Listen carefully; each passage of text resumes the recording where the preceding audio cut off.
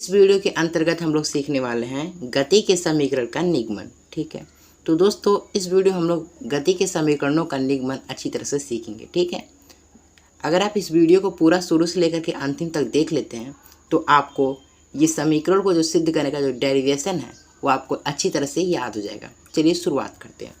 तो जैसा कि आप लोग जानते हैं कि पहला समीकरण क्या है, v बराबर u प्लस ए टी, और दूसरा समीकरण है s बराबर U T plus half A T square, और तीसरा समीकरण क्या है, v स्क्वायर बराबर यू स्क्वायर प्लस 2s। देखिए दोस्तों, 1/2 का हाफ भी पढ़ सकते हैं या फिर 1/2 भी पढ़ सकते हैं। ठीक है, तो चलिए हम लोग पहले समीकरण से शुरुआत करते हैं। तो हमारा पहला समीकरण क्या है, v बराबर u प्लस ए टी का निगमन। ठीक है, तो सबसे पहले हम लोग ये जान लेते हैं कि जो इसमें v है, u है, जो a है, t है, इसका मतलब क्या है। ठीक है, क्योंकि जब एक एक चीज़ को समझेंगे तभी आपकी फिजिक्स जो है स्ट्रांग रहेगी। ठीक है, और फिजिक्स समझने से आती है। फिजिक्स को अगर आप रट्टा मारते हैं तो ये आप गलत कर रहे हैं। आप लोग को अच्छी तरह देखिए, जो v हमारा होता है वो अंतिम वेग होता है, और जो u हमारा होता है वो प्रारंभिक वेग होता है। ठीक, और t हमारा समय होता है, और a हमारा क्या होता है, त्वरण होता है। ठीक है, तो चलिए हम लोग इसकी शुरुआत करते हैं। तो देखिए दोस्तों, हम लोग गति का पहला समीकरण का निगमन त्वरण से शुरुआत करते हैं। तो जैसा कि आप लोग पता होगा कि जो त्वरण होता है, वेग परिवर्तन की दर को त्वरण कहते हैं। ठीक है, आप लोग को पता होगा, नहीं पता है तो सीख लीजिए। ठीक, वेग परिवर्तन की दर को त्वरण कहते हैं। ठीक है, तो जो त्वरण होता है वो क्या होता है, वेग परिवर्तन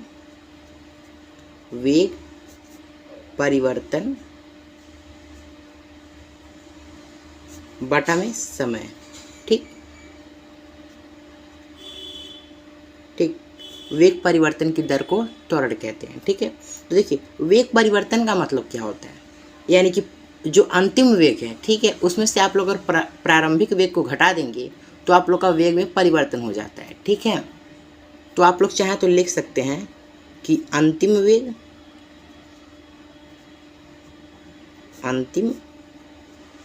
वेग माइनस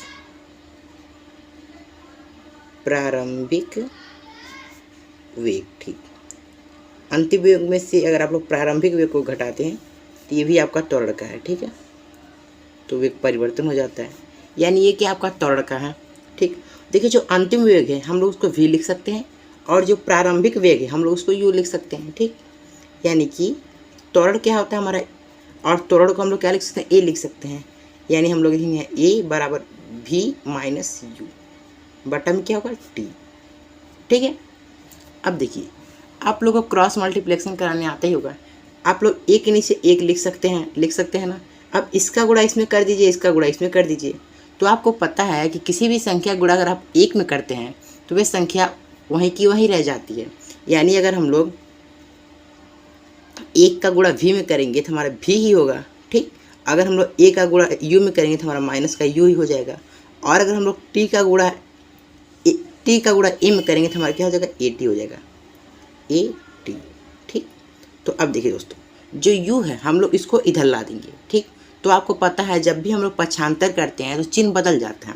अगर चिन्ह प्लस का होता है, अगर हम लोग पक्षांतर करेंगे यानी इधर लाएंगे तो माइनस का हो जाएगा।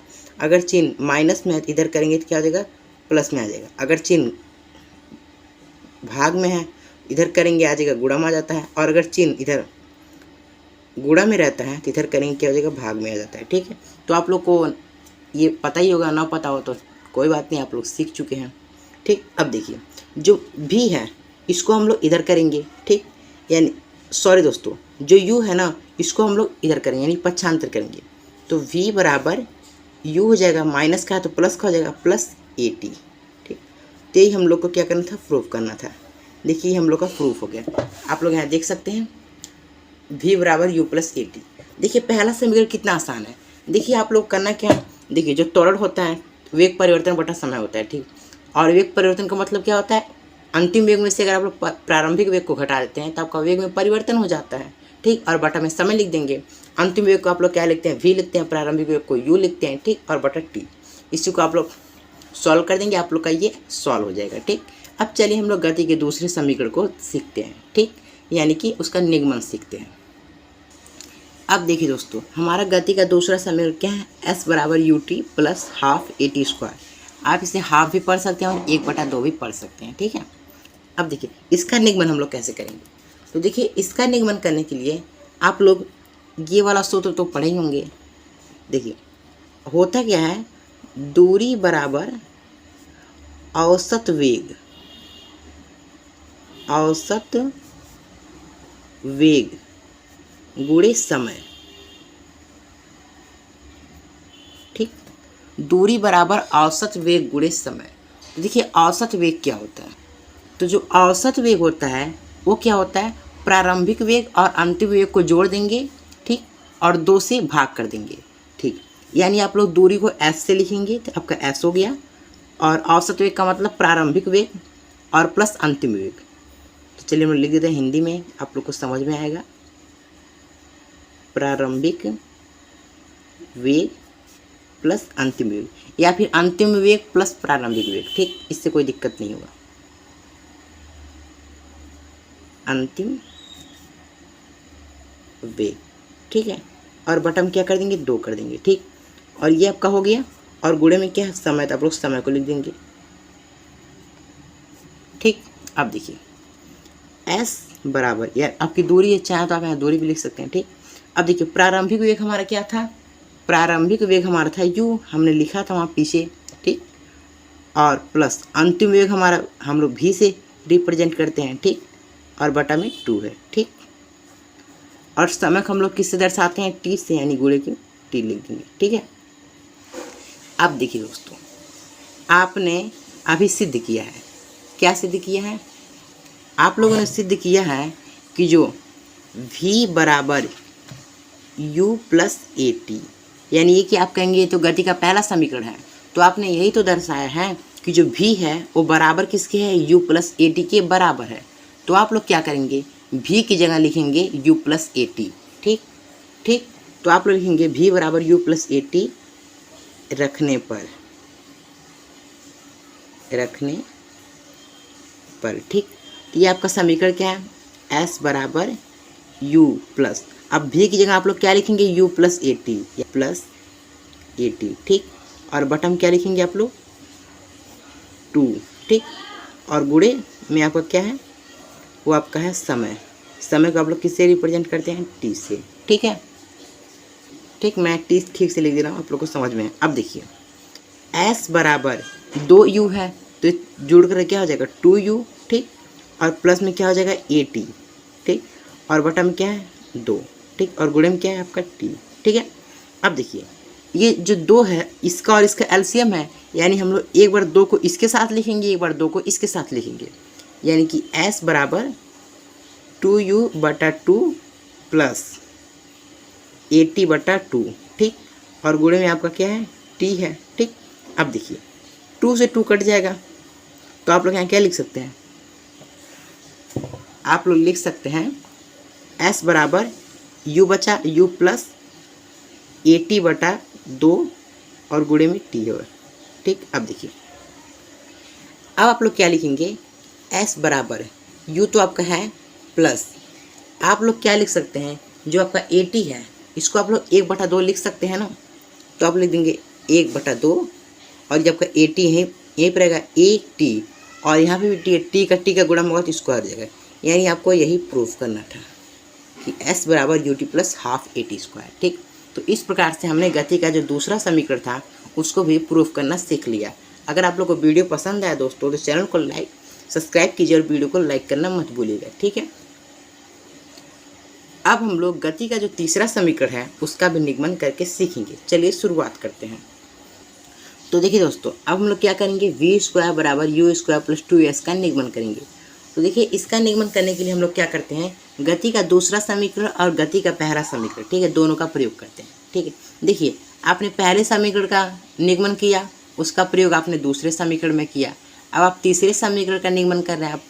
अब पहले और दूसरे दोनों समीकरण का प्रयोग हम लोग इसमें करेंगे और इसका हम लोग निगमन करेंगे। तो आइए सीखते हैं। हम लोग पहले ये लिख देंगे कि गति के दूसरे समीकरण से, ठीक, गति के दूसरे समीकरण से, ठीक है।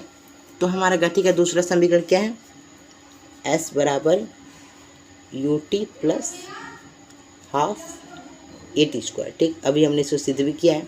ठीक, अब देखिए यहाँ पे भी टी है, यहाँ पे भी टी है, तो हम लोग क्या करते हैं, गति के पहले समीकरण में से टी का मान निकाल करके यहाँ पे रखेंगे। ठीक, और सॉल्व करेंगे, हमारा सिद्ध हो जाएगा। तो हम लोग लिखेंगे गति के प्रथम समीकरण से, यानी पहले समीकरण से, गति के पहले समीकरण से। तो हमारा गति का पहला समीकरण क्या था, v बराबर u प्लस ए टी। ठीक है, तो अब देखिए दोस्तों, हम लोग u को इधर भेज देंगे, यानी कि v माइनस यू हो जाएगा और बराबर a और t होगा। ठीक, अब देखिए जो t है वो गुणम है, इधर आएगा क्या हो जाएगा, भाग में आएगा, लेकिन t नहीं आएगा दोस्तों, a आएगा, क्योंकि हमें t का मान चाहिए। तो हम लोग लिखेंगे v माइनस यू, a को हम लोग यहाँ लाएंगे तो भाग में आ जाएगा, यहाँ पे आ जाएगा a, जो कि बराबर हो जाएगा t के। ठीक है, ये t का मान हमें मिल गया इतना, तो हम लोग लिखेंगे t का मान इसमें रखेंगे, समीकरण, इसको हम लोग समीकरण 1 मान लेते हैं। ठीक है, तो हम लोग लिखेंगे t का मान समीकरण 1 में रखने पर, t का मान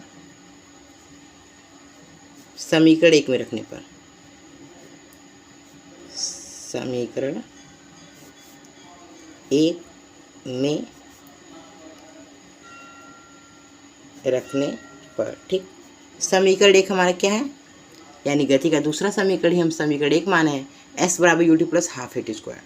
देखिए तो s बराबर u, t की जगह हम लोग रखेंगे ये मान, यानी हम लोग रखेंगे v माइनस यू बटा ए। ठीक, और फिर लिखेंगे plus 1/2 half A T square, लिखेंगे a और t की जगह हम लोग क्या लिखेंगे, v माइनस यू बटा में a। ठीक, और इसका कर देंगे हम लोग स्क्वायर। ठीक है, अब देखिए हम लोग इसको थोड़ा सॉल्व करेंगे। ठीक, तो हम लिखेंगे s बराबर, इसका गुणा हम लोग कर देंगे u का, तो हमारा जाएगा v, मतलब u भी आ जाएगा। ठीक दोस्तों, हमारा क्या आ जाएगा, u और v आ जाएगा, और इसका गुणा u में करेंगे तो हमारा क्या हो जाएगा, माइनस का u स्क्वायर, और बटम क्या है, बटम हमारा a है। ठीक, अब देखिए प्लस, अब हम लोग क्या करेंगे, लिखेंगे 1/2 a, और हम लोग क्या करेंगे दोस्तों, इसका स्क्वायर कर देंगे, ऊपर वाले क्या करेंगे, स्क्वायर करेंगे। देखिए v है और ये u है, यानी हम लोग क्या करेंगे, a माइनस बी के होल स्क्वायर में से तोड़ेंगे, यानी हम लोग लिखेंगे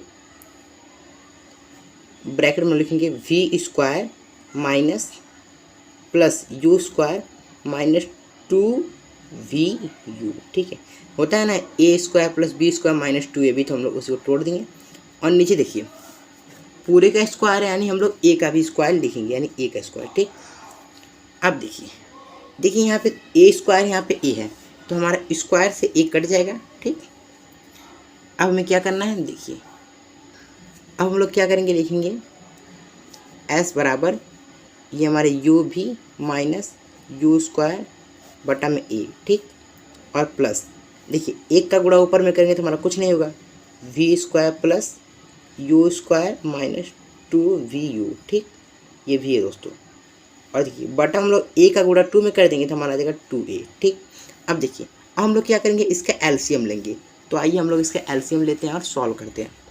तो हम लिखेंगे s बराबर, हमारा एलसीएम क्या आ जाएगा,